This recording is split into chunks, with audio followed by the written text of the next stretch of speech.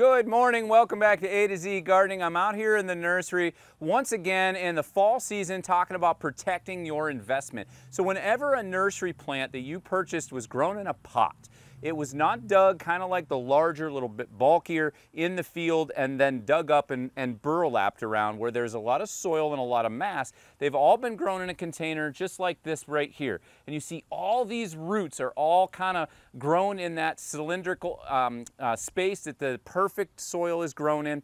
And it takes time for that plant to get back in balance. That root system should be like 1/3 outside the width of this plant, and it just isn't. So in the first or second season, you may want to be a little careful with that plant and protect it to make sure that that plant can support itself come that really cold, windy, aggressive winter that we sometimes have. So what you want to do after you plant is make sure that area is mulched. That evens out the freeze and thaw that we get in this area, and it also holds that moisture that's really important for evergreens. Even though the evergreen is able to stay green during the off season, the winter season, it still needs to soak up moisture. So why do you get winter kill or winter damage? When the ground freezes hard, that plant can't pull that moisture up. So retaining the moisture that you have in the plant is absolutely the most important part. So mulching helps, and then you can do a few things to protect that plant from that drying, chapping winter wind while that ground is frozen and in that small area. One thing you can do is wilt stop. This is a natural product. You can go ahead and just spray it. You can use a trigger sprayer, or you can use the concentrate that you can hook right to your hose in a dial sprayer that mixes it perfectly for you. No mess, no fuss.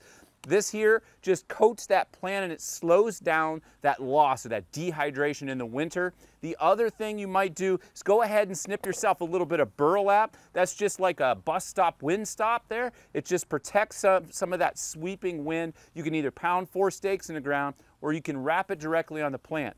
Word of caution, do not think you're doing a favor by using plastic. That does not breathe, it does not dry. It will actually choke the plant out throughout that long, slow winter season.